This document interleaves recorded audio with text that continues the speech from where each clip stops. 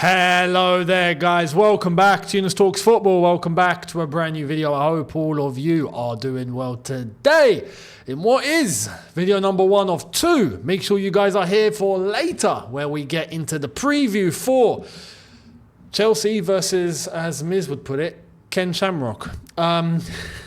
Shamrock Rovers, Ireland's finest Conference League game. And despite Chelsea being through to the knockout stages of the competition, there is a reason why Chelsea have to still kind of take it a little bit seriously and not just throw all the academy kids in. Because there's a certain point. We'll get to that in the preview. So make sure you guys are here later tonight, as well as up to date with all the socials. They are on the screen right now, personal and channel ones. All in the description, so give us the follow. Much appreciated. Let's get cracking with the latest. What has gone down today? Well, good, fantastic, bombastic news. Bombastic, is that even a word? Anyway, I say it is, so therefore it is. Stick that in the Oxford Dictionary. We have news, and I think in terms of our right back position and in that area of defence, we now have cover. And it's sorted, and thank goodness, because we have Josh Acheampong, who has signed a brand new 5-year contract. It's done. The saga is finally over. So let's get into it. Here's what's gone down. Here's the latest on Josh. Exclusive from David Ornstein. Chelsea emerging talent Josh Acheampong commits to CFC by signing new plus improved 4.5-year contract. 18-year-old defender's previous deal expired June 2026. Fresh terms extended to summer of 29. Ends uncertainty over future of England Youth International.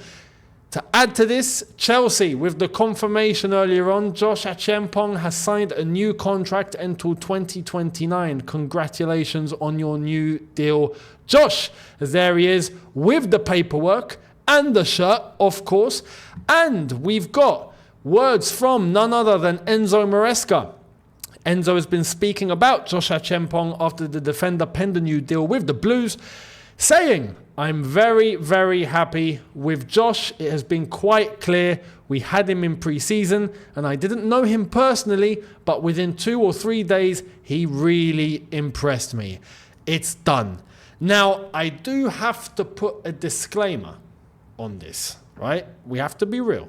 Although, I'll give you my thoughts. But the disclaimer is, he has signed a new deal. That doesn't mean that he's definitely going to be staying. Okay?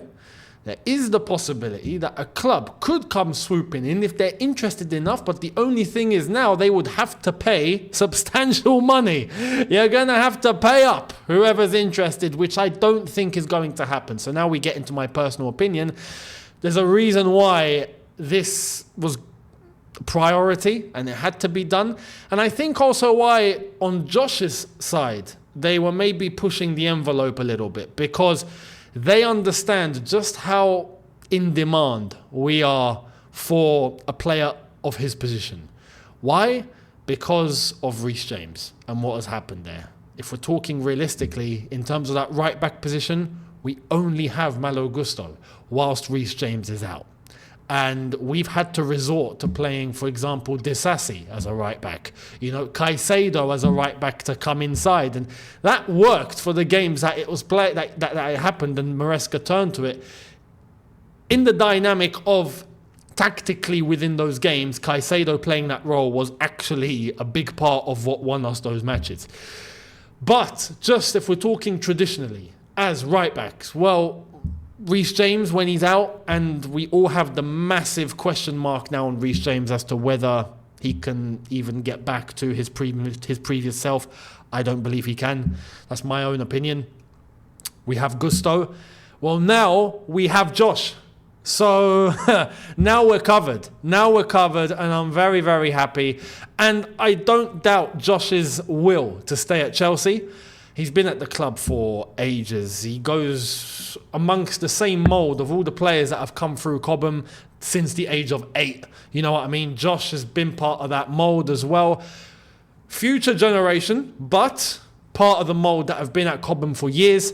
So it's very nice to see that a player who is of his ability, despite still being young, has been rewarded, and he's got what he wants. Chelsea have got what they want, and he is now staying. This is why I don't believe we're going to find anyone to try and come in for him. I don't think we're going to find a club that are now going to try and swoop for Josh Acheampong. I think the aim was to, on his side, to get what he wants in this deal, which clearly he's got. If not, he wouldn't have signed. For Chelsea to get the cover that they want, at least up until the end of the season. But now we get to see what he's about, because he's definitely going to be getting minutes, especially whilst Reece James is out and whilst we can't play Malo Gusto every single game. Conference League games, without question, Josh is going to be getting 90 minutes. And on top of that, we also need to pay attention to what has gone down today, because it's not just that Josh has signed a new deal, but it is also the fantastic news. Not just him, but Tyreek George. This is the latest in terms of both players. Tyreek George and Josh Acheampong are now officially first team players and have their own lockers in the locker room. So we've seen Tyreek George's locker. There's Josh's locker in the first team dressing room. That means they've been promoted. So huge congratulations to Josh Acheampong, who is now an official first team squad player, and the same to Tyreek George, who is now a first team squad player. It's no surprise that this has happened now. And why? Josh has signed a new contract. So you are now in the first team squad. So he gets his locker. Tyreek George, well, we all know what's going to happen with Mykhailo Mudryk. We need cover. Tyreek George, you're promoted. You're now a first team player. So both academy players are now not academy players anymore. They now have their lockers. They are now first team squad players. Huge congratulations, and I'm very happy. And this is going to lead on to the preview later on, because the preview later on, I'm going to get into detail as to why Josh and Tyreek are going to be important players for the Conference League games, for the games where we turn to, I don't want to say the B team anymore. I think we've kind of understood what's going on in the squad. But the games that are not super important and we can afford to give minutes, no problem. These guys will come in and they can get 90. Tyreek George can come in. Tyreek George is a little bit of a more optional one, because in games where we would expect maybe to put Mudryk in, yes, we can turn to Tyreek George. Conference League without a doubt. But I feel like, for example, a not so important Premier League game or an FA Cup game, I think you might still see, for example, Felix come and play that left-hand side instead of Tyreek George, because we have to also be logical here. These players are not ready. They're not, okay, you can now play 90 minutes, no problem, each game. No, they're not there. But they have to develop. Josh, I think, is a little bit more further down the line because of his position and because of our circumstances. He will be the cover for Malo Gusto. Whereas on the wings, we've got Sancho, we've got Pedro Neto, we've got Madueke. We've got Pedro Neto that can play on the right and on the left. Sancho on the left, Madueke on the right, but Pedro Neto can drift in between either. Felix, similar situation. So there is enough cover, which is why Tyreek George, I feel like, will be getting minutes just to develop.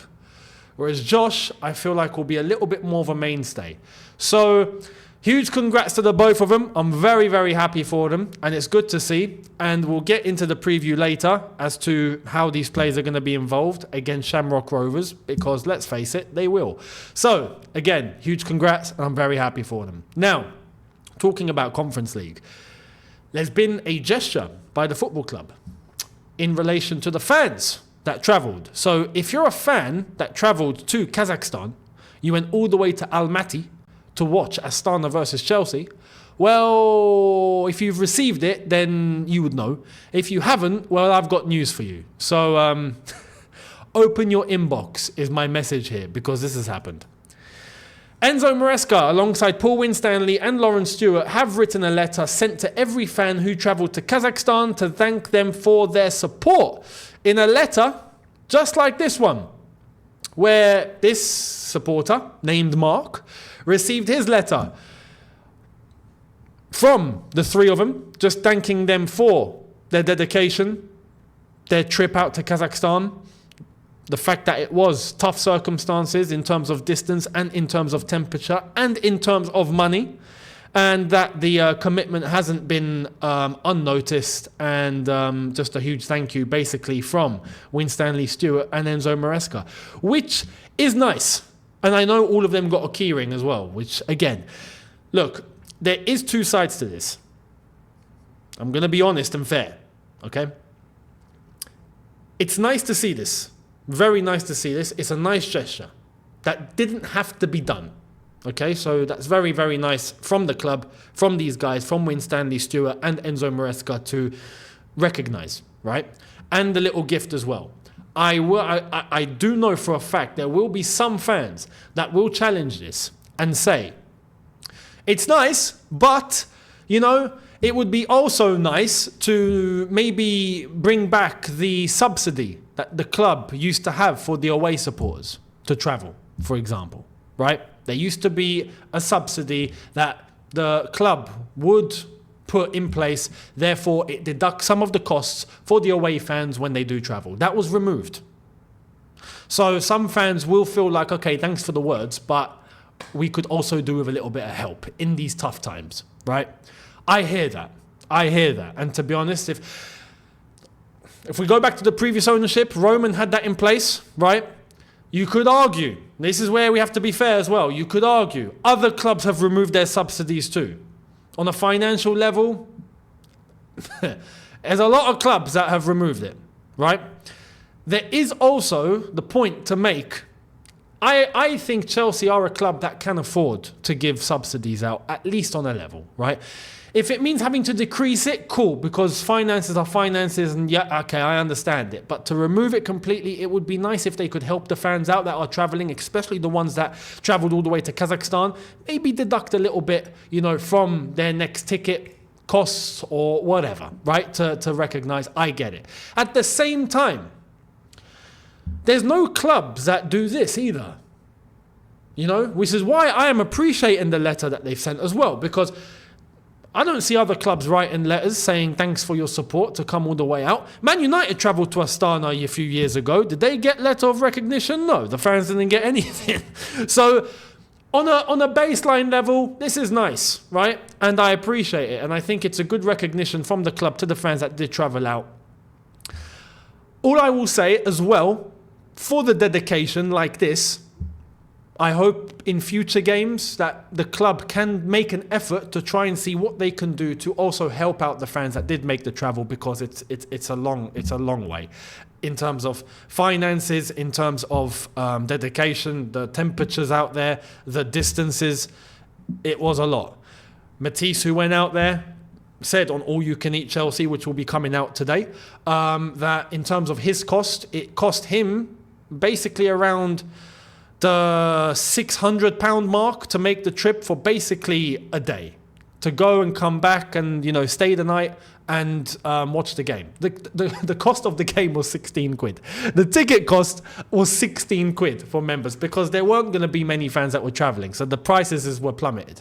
And you could argue maybe that's also a little bit of a subsidy. Anyway, so I think this is a good thing. It's a good start, and I hope it can continue, and I hope we get to see more of these things, because at the end of the day, what these gestures do is build a bridge between the ownership, the directors, the people running the club, and the supporters. Yeah, we've been through 2 years of hell where there's been a lot of disagreement, and especially from me. But when I see things like this, it's nice. It's nice. I do appreciate it. And I hope it can build a bridge, right? Especially with the form that the team are in right now. Fans are feeling more optimistic. Fans are starting to notice that there are good things going on. Cool. Help build that bridge more is my message. So, good thing overall. And I'm very happy to see it. So, that's the Chelsea side of things. We will get into the preview later, so make sure you guys are here. But let's take a little detour to other things that are going on. Chelsea to end with, but very quickly, here's the latest on Marcus Rashford, who we spoke on yesterday. The Saudi Pro League will offer Marcus Rashford a way out of Man United. Rashford would be of interest to Al Ittihad, Al Hilal, Al Nassr, and Al Ahli. There has also been talk of an Al Qadisa wanting him. I have to take a moment to dip into my lovely Arabic pronunciation. When you're diverting between languages, you got to give yourself a moment. But Al Qadisa, right? Want him too. Now, again, I'm not surprised. It's the big boys in the Saudi Pro League who are willing to come in clutch. It would be nice, I'm not going to lie, to see Al Nassr move in and to have Ronaldo and Rashford play together again. That's something that I would like to see. Because I think Rashford is still of at least a decent level. He's declined, don't get me wrong. But when you stick him in Saudi, he'll be fine. You know what I mean? So him with Ronaldo, I wouldn't mind seeing that. And look, in terms of his salary, 325 grand a week, by the way. Not what I said yesterday. I was saying, what was it? I said 250, 280? No, it's 325, right? Only the Saudis are going to be paying that. So if Rashford is about money, which he might be, and I wouldn't blame him totally, then go to Saudi. Knock on Al Nassr's door and go and chill with Cristiano, basically, would be my advice. But Saudi definitely have what it takes to bail him out financially. But is he going to prioritize that, or is he going to try and prioritize his level and maybe go to Spain, maybe go to Italy, maybe try and rejuvenate himself there? I think that would be his best option. Although it will more than likely mean he has to take a pay cut, because I don't feel like anyone's going to offer him what he was getting at United, except Saudi. So we'll see what happens there. What do you think he should do? Let me know down in the comments. Much appreciated. Now, to end, I've got something very nice to let you guys know about, right? So, check this out. So the FIFA Club World Cup socials have made it clear about the FIFA Intercontinental Cup, which basically is a rename of what we knew as the Club World Cup. And here are all the winners. And as you can see, in 2021, Chelsea won it, right? Man City were the last winners to win what was known as the Club World Cup. But because the Club World Cup is now a different and a brand new competition that Chelsea are going to be participating in this summer, thank you very much, but it's a fully fledged tournament, 32 teams every 4 years. That is now the Club World Cup. So what was being played before has now been renamed as the FIFA Intercontinental Cup. So what does this mean? That's actually being played tonight, by the way. Real Madrid are playing that. So, well, Real Madrid against who? I forgot who they're playing. But anyway, I'm not going to waste the time and give you guys a gap whilst I'll search. But actually, I can actually put it in right now, thanks to Google. Google have kind of amended all this. Oh yeah, Pachuca. Real Madrid are playing Pachuca. So there we are. That's kicking off tonight, and we'll see what happens. But that's the FIFA Intercontinental Cup now. Because Chelsea have won what is now known as the FIFA Intercontinental Cup, if Chelsea win the Conference League and then go to the summer and win the brand new FIFA Club World Cup, Chelsea will be the only club in the world who would have won every single trophy available at domestic level, at continental level, at intercontinental level, and at world level. Because it would mean we would have won every domestic trophy. We would have won the Champions League, the Europa League, the UEFA Cup, the Cup Winners' Cup, the UEFA Super Cup, and on top, and the Conference League, if we do that, and the old Club World Cup, which is now the Intercontinental Cup, and the brand new FIFA Club World Cup. No club in the world has done it. Domestically, continentally, intercontinentally, and world. We have a chance to make history. All we've got to do is win 2 more trophies. Conference League and the Club World Cup this summer. Can we do it? I hope we do, because that would be history. And I know some people would go, oh no, but Real Madrid can't win the Conference League. Yeah, but still, they can't say they've won everything, because we would have been the first ones to win the new Club World Cup anyway. So no one would have done what we would have done if we do end up doing it. So let's hope we do it. Let me know your thoughts down below. I thought I'd just give you that little bit of spice to make you feel good if you are a Chelsea fan. But there we are. Let me know your thoughts down below. Don't forget to be here tonight for the preview to Chelsea versus Shamrock Rovers. And make sure you're subscribed, notification bell on. Check out all the socials that are on screen and in the description. Give us the follow. Much appreciated. I will see all of you later on tonight. Have a good one. Look after yourselves. See you later. Take care and peace.